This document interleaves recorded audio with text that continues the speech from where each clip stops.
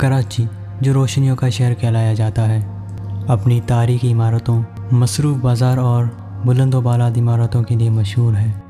लेकिन इसके कुछ इलाके पुरस्कार कहानियाँ और खौफनाक वाक़यात के लिए बदनाम है। लालू खेत का एक पुराना घर इन्हीं मुकामात से एक है। ये घर अपने खौफनाक वाक़यात की वजह से बहुत ही मशहूर है।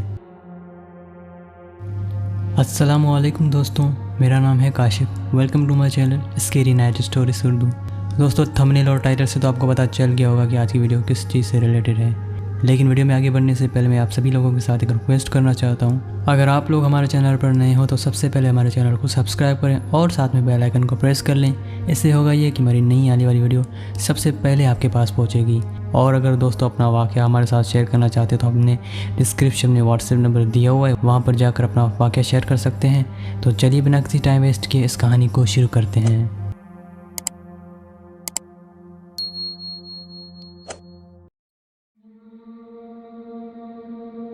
अस्सलामुअलैकुम, मेरा नाम आबिद अली है और मैं कराची का रिहायशी हूँ। ये वाक़या आज से 9 साल पुराना है।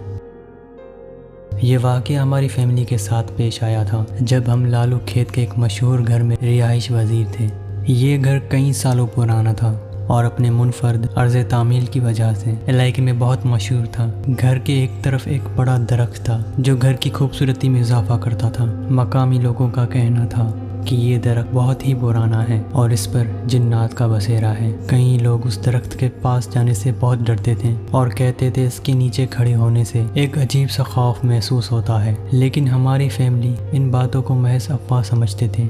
एक दिन अब्बू ने फैसला किया कि वो दरख्त कटवा देंगे क्योंकि इसकी जड़ें घर की बुनियादों को नुकसान पहुंचा रही थी। उस दरख्त को काटने के लिए कुछ मजदूर बुलाए गए और बहुत मुश्किल से उसे गिरा दिया गया। उस दरख्त के काटने के बाद घर वालों ने सुकून का सांस लिया। लेकिन हम ये नहीं जानते थे कि ये फैसला हमारी जिंदगी की सबसे बड़ी गलती थी। दरख्त के काटे जाने के बाद घर में अजीब और गरीब वाक़यात होना शुरू हो गए। रात के वक्त घर के खिड़कियां और दरवाजे खुद ब खुद खुलने और बंद होने लगे। घर वालों ने कई बार महसूस किया कि हमारे आसपास किसी की मौजूदगी महसूस होती थी, लेकिन हम जब वहां देखते तो वहां पर कोई भी नहीं होता। किचन में बर्तन खुद ब खुद गिरने लगते थे और कमरों की दीवार पर अजीब से साए नजर आने लगे। घर वाले भी खौफजदा हो गए, लेकिन हमने इन वाकयात को नजरअंदाज करने की कोशिश की। दरख्त के काटे जाने के बाद लालू खेत के इस पुराने घर में अजीबोगरीब वाकयात होने लगे। ये वाकयात न सिर्फ खौफनाक थे बल्कि दिन ब दिन बढ़ते ही जा रहे थे और घर वालों के लिए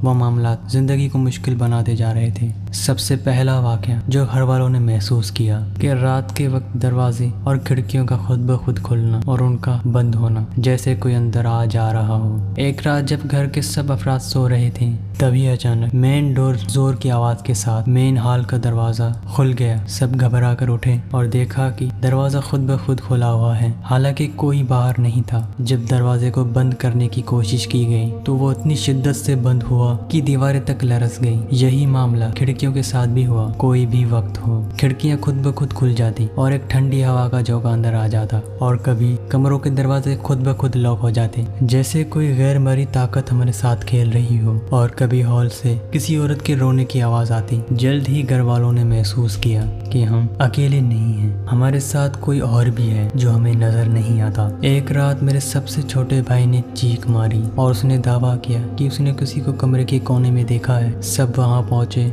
लेकिन वहां पर कोई भी नहीं था। लेकिन मेरे भाई का खौफ उसके चेहरे से साफ झलक रहा था। एक और मौके पर अम्मी ने किचन में काम करते हुए अपनी नजरों के सामने किसी साए को गुजरते हुए देखा। ये साए हमेशा बहुत ही फोगी होते थे और उनका रंग धुंधला और काला होता था। रात के वक्त पूरे घर में कदमों की आवाजें सुनाई देती। एक दिन अब्बू ने अम्मी से पूछा, क्या तुमने किसी को सीढ़ियों से नीचे आते हुए देखा? लेकिन सबने वहाँ देखा तो वहाँ पर कोई भी मौजूद नहीं था। कभी ऐसा लगता कि ये आवाजें छत से आ रही हैं, तो कभी दीवारों के अंदर से और कभी बिल्कुल करीब से आ रही हो। कदमों की ये आवाजें इस कदर वाज़ेह थी कि हर कोई सुन सकता था, लेकिन इनके पीछे कोई भी नहीं हुआ करता था। किचन में मजीद होने वाले पुरसरार वाकयात घर वालों को और भी ज्यादा मजीद खौफजदा कर दिया। कभी बर्तन खुद ब खुद गिरने लगे तो कभी प्लेटें गिरने की या फिर चम्मच और कप गिरने की आवाज आती। एक दिन अम्मी ने देखा कि पानी का जग खुद ब खुद टेबल से नीचे गिर गया, हालांकि वहाँ पर कोई भी मौजूद नहीं था। और कई बार तो रात को सिंक में पानी बहने की आवाजें आती, हालांकि नल बंद होता था। घर वालों ने महसूस किया कि हम अकेले होने के बावजूद सरगोशियों की आवाजें सुन रहे हैं। ये आवाजें हमेशा धीमी होती, लेकिन ऐसा लगता कि कई लोग मिलकर एक साथ बात कर रहे हों। कभी इन सरगोशी में कोई जुमला समझ नहीं आता, लेकिन इनकी मौजूदगी घर के हर कोने में महसूस की जा सकती थी। एक दिन मैंने महसूस किया कि मेरे बेडरूम में जैसे कोई मेरे कान के करीब आकर सरगोशी कर रहा हो, लेकिन जब मैं उठकर वहाँ पर देखता तो कोई भी नहीं होता वहाँ पर। दरख्त के काटे जाने के बाद घर के मुख्तलिफ हिस्सों में नाकाबिले बर्दाश्त बदबू फैलने लगी। ये बदबू अक्सर रात के वक्त बहुत ही ज्यादा आने लगती थी और कोई भी इसकी वजह नहीं समझ सकता था। बदबू के साथ साथ पूरे घर का माहौल भारी महसूस होता था, मानो जैसे किसी ने घर को दबा लिया हो। कई बार घर वालों ने सांस लेने में दुश्वारी महसूस की, जैसे हवा में कोई भारी चीज मौजूद हो। घर के तमाम इलेक्ट्रॉनिक आलात भी पुरसरार अंदाज में खराब होने लगे। कभी टीवी खुद ब खुद ऑन हो जाता, कभी लाइट का बार बार जलना और बुझना। एक दिन मेरी बहन ने दावा किया कमरा किसी पुरसरार रोशनी से रोशन हो गया था। ये रोशनी कभी हरी होती तो कभी नीली। घर की दीवारों पर भी पुरसरार निशान नमूदार होने लगे। ये निशान अजीबोगरीब अशकाल के थे, जिन्हें कोई भी समझ नहीं सकता था। आगे आबिद बताते हैं कि एक दिन सबने देखा कि घर की दीवार पे दरख्त के नक्शे जैसा एक निशान उभरा हुआ था, जैसे वो दरख्त अभी भी अपनी मौजूदगी का एहसास दिला रहा हो। जब इन निशानात को साफ करने की कोशिश की गई तो वो मजीद गहरे हो गए। ये बढ़ते हुए वाकयात इस बात का वाज़ेह इशारा थे कि दरख्त को काटने की वजह से जिन्नात नाराज हो गए थे और अब वो घर के मौजूद लोगों में अपनी मौजूदगी का एहसास दिलाना चाहते थे। इन वाकयात ने न सिर्फ घर वालों को शदीद खौफजदा किया, बल्कि हमें ये एहसास भी दिलाया कि जिन्नात की जगह या उनके मकसद में मदाखल कभी भी नुकसानदेह हो सकती है। जब इन वाकयात की खबरें मोहल्ले में फैली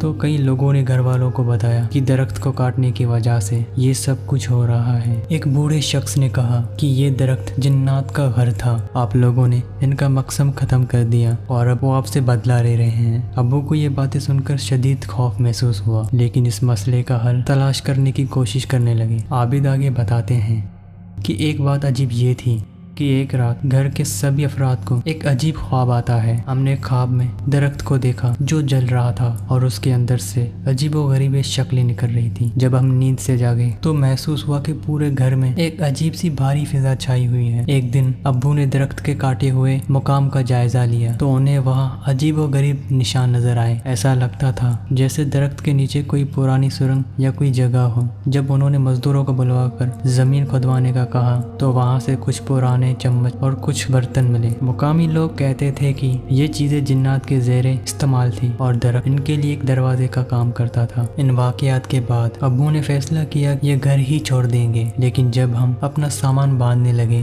तो हमें महसूस हुआ कि कोई हमारे सामान को दोबारा अपनी जगह पर रख रहा है। कई बार ऐसा हुआ कि जो चीज वो कार में रखते वो दोबारा घर के अंदर से मिलती। आखिरकार बड़ी मुश्किल से हमने उस घर को छोड़कर किसी और घर पर शिफ्ट हो गए। आज भी लालू खेत की इस घर के बारे में कई कहानियां सुनाई जाती हैं। कुछ लोग कहते हैं कि उन्होंने रोशनियों और सायों को हरकत करते हुए देखा है। कुछ का दावा है कि रात को वहाँ से अजीब सी आवाजें सुनाई देती हैं और किसी औरत के रोने की आवाज भी आती है, लेकिन कोई भी इस बात का हतमी जवाब नहीं दे सकता कि ये सब क्यों और कैसे हो रहा है। आज जब हम नए घर में शिफ्ट हुए हैं तो इस घर में आज तक ऐसे कोई वाकयात पेश नहीं आए हैं।